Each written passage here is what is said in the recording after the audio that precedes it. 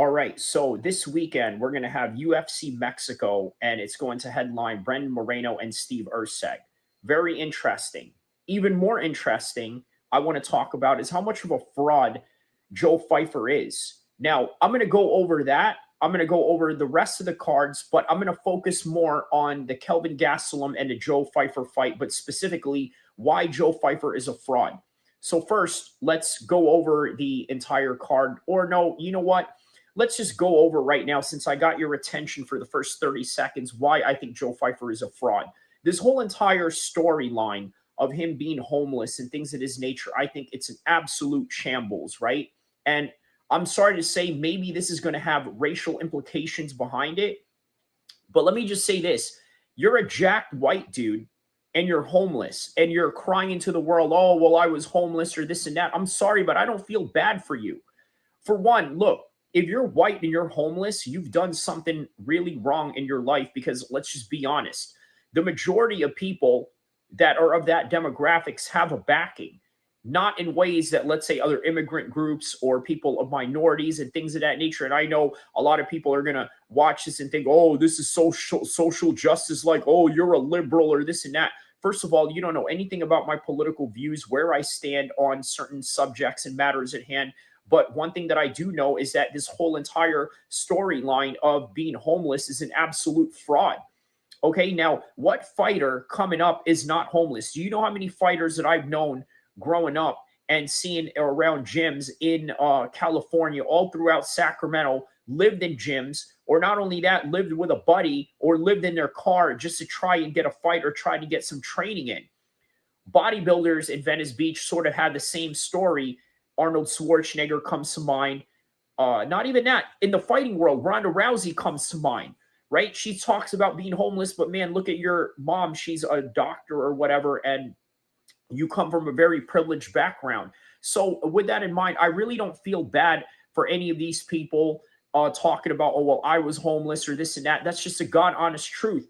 And look, I know a lot of people are going to look at this and say, well, you know what? Joe Pyfer could beat your behind or this and that.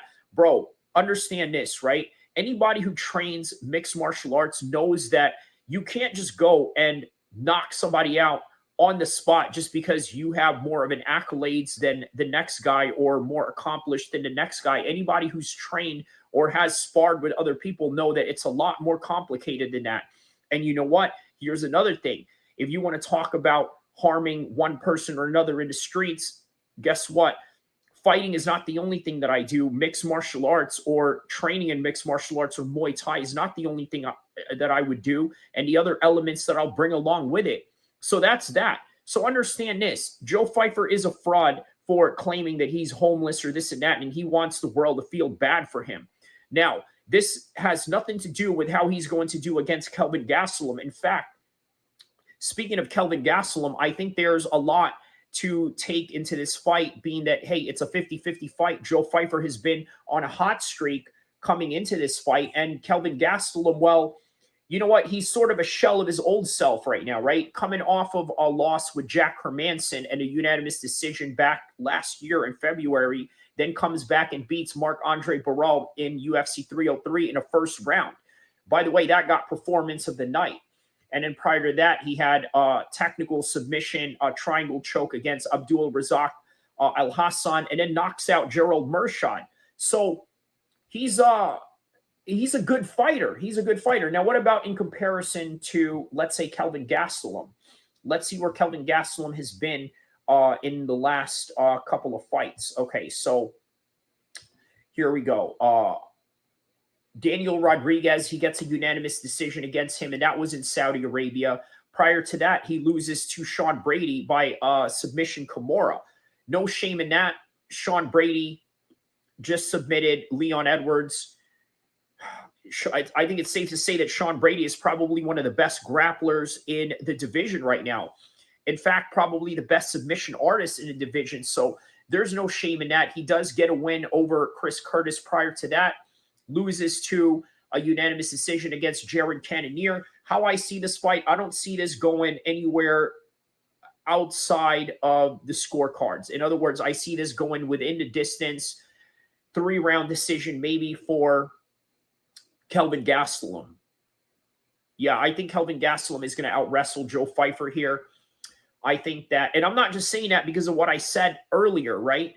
Again, I really think that his story, all this homeless stuff, is just a fraud to me. And I think that it's just a virtue signaling way of him trying to garner attention to everybody else. So, with that in mind, let's go over the rest of the cards.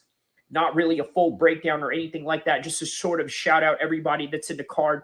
The card is going to start it with Markel Medeiros taking on Austin Hubbard, Jamal Emmers taking on Gabriel Miranda, Vince Pichel taking on Rafa Garcia, Lupi Godinez takes on Julia Polasatri, Christian Rodriguez takes on Costa, Jose Daniel Medina takes on Gutierrez, and then CJ Varaga takes on Edgar Chiraz, and that is the whole entire preliminary card. Now, going into the main card, you got Ronaldo Rodriguez taking on Kevin Borjas, Simon Oliveira taking on David Martinez. How about this? Rahul Rojas Jr. taking on Vince Morales, and then Kelvin Gastelum taking on Joe Pyfer, Manuel Torres taking on Drew Dober, and the main event, Brandon Moreno taking on Steve Erzeg. Now, what do I like about the Steve Erzeg and the Brandon Moreno fight? Obviously, Steve Erzeg got a title shot very early on, right? And we all saw what happened. Now we get to see how he does against the former champion. How did Brandon Moreno do prior to this fight? So prior to this fight, obviously the former champion is coming off of a win against Amir Albazi in Edmonton, Alberta, Canada. That was a headline card, I believe, that they main evented. And then prior to that, loses to Brandon Royval by a split decision in Mexico City, which was literally last year, right? So this was a Mexico City card from last year of February.